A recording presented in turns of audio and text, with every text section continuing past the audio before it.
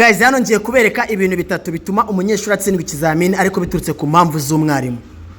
Nuvuga ngo nibe bintu bishobora gutuma umunyeshuri atsindwa ikizamini ku mpamvu z'umwarimu. Nizo umunyeshuri ndazivuga ariko ngiye kubanza kuvuga iz'umwarimu. Impamvu ya mbere, umunyeshuri natsindwa ikizamini kubera ko imodoka ari muzimanye. Izi ni impamvu z'umwarimu. Yego imodoka ishobora kuzima pe, ariko kuzima kw'imodokari ku munyeshuri ari mu kizamini. Izi ni impamvu z'umwarimu. Nimwirwe mumbaza impamvu nyinshi, abarimu bazi impamvu zabyo, nzanatanga n'undi busobanuro nyuma yabyo. Impamvu ya kabiri, gutsindwa demarage kubera ubukene bwo kwiga cyane, cyangwa gutiga cyane. Ahangaro ni impamvu y'umwarimu. Iyo mpamvu y'umwarimu, umunyeshuri yageze kuri demarage, urumva ko abagiye gukora ikizamini cyanyuma ngatsindire perime, ariko agatsindwa icyo kizamini. Iki kizamini umunyeshuri atsindwa ni impamvu z'umwarimu. Reka mvuga impamvu yabyo ahangane uzene gutinda. Iki kizamini umunyeshuri atsindwa cya demarage cyo cyanyuma, impamvu z'umwarimu mvuga, umwarimu aragenda akamuherana mu modokari akamwigisha ibintu byose, akazibagirwa kumwigisha demarage, cyangwa akazibagirwa kumujyana ku modoka ya demarage. Ugasanga ngo azayiga mu munsi umwe cyangwa se ibiri azabifasha, kandi ntabwo azi uko umunyeshuri wafata.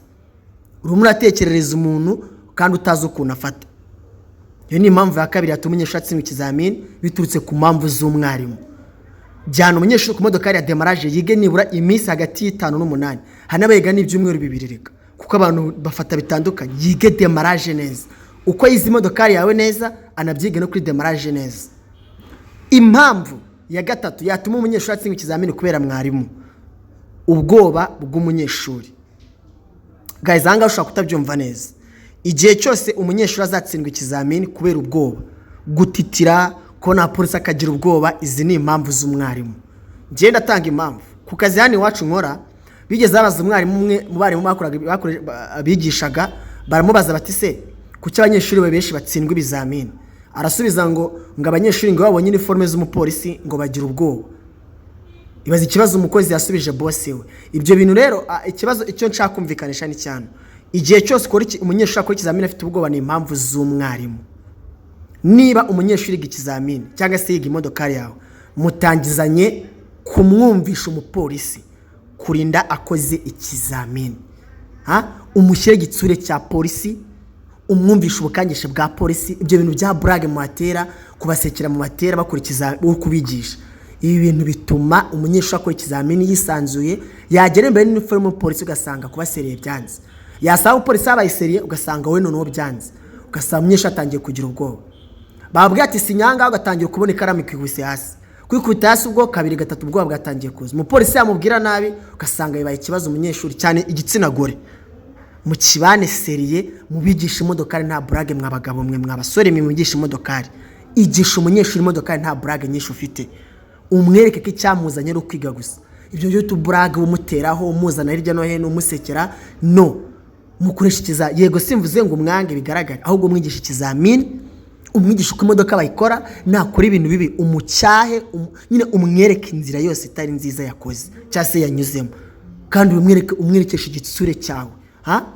Byogisha umunyeshuri umwe igitsure cyawe niko na polisi ayifata. Ariko umwigisha umusekero umuganiriza bisanzwe, usanga polisi ije noneho ebana yihumuriye, ugasanga umunyeshuri atsinze ikizamini kubera ubwoba. Ikindi kizamini, ibi ni ibizamini bitatu navugaga aho ngaho byatuma umunyeshuri atsindwa ikizamini kubera umwarimu. Ariko ibindi simbivuze nzabitanga mu yindi voice note, cyangwa nzabitangira mu kandi ka video nzatanga.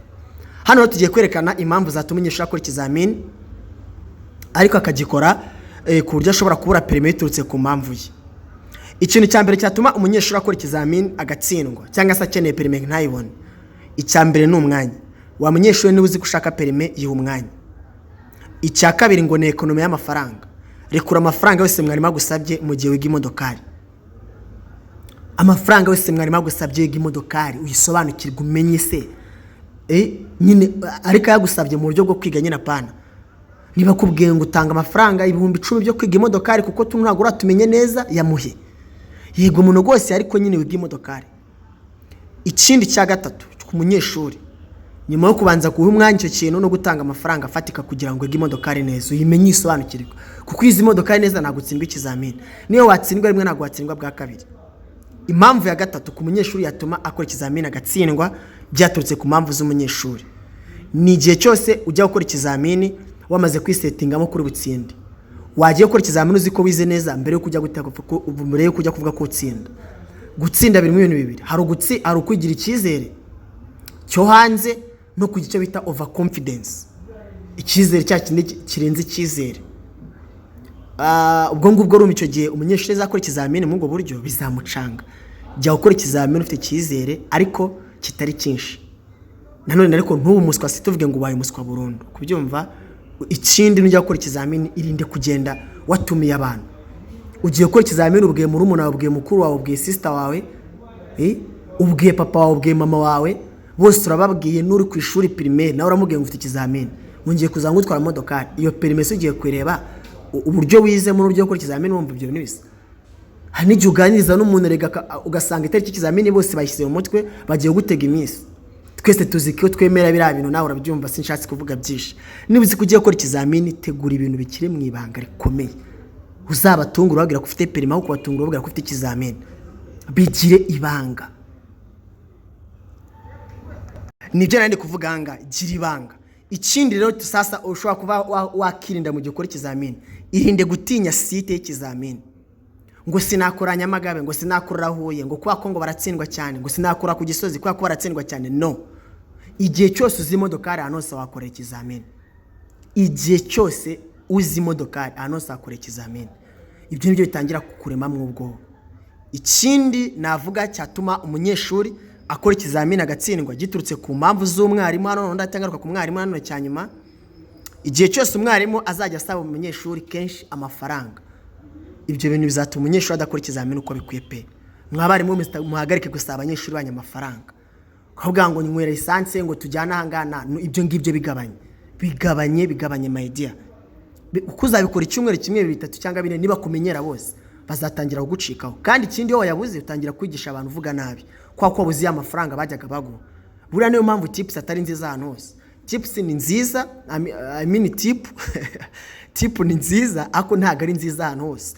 Hari ahantu ari nziza ariko ntago ari nziza ahantu hose. Ko mu bintu ibi biboro twigisha, iyo umuntu aguha amatipu cyane ugeraho ugasanga utangiye kwirara kakazi, amatipu yawe ugatangira kuvuga nawe ubwira abakiriya cyangwa se abanyeshuri wigisha nabi. Wabona umuntu ukamurukura asaba ko guha amafaranga atayaguha ugatangira kumwigisha nabi. Ibyo bintu nabyo mu bigabanye mwabarimu mwe. Bituma umunyeshuri atsindwa ikizamini iyo umusaba kenshi. Ubwo sinshaka kuvuga byinshi, tubiziranyeho mwese namwe. Ikindi kintu gikomeye kurenza ibindi ku mwarimu nako ku munyeshuri, niba ugiye gukora ikizamini irinde kubabwa ku mafaranga. Menya ko ugomba kwigira amafaranga.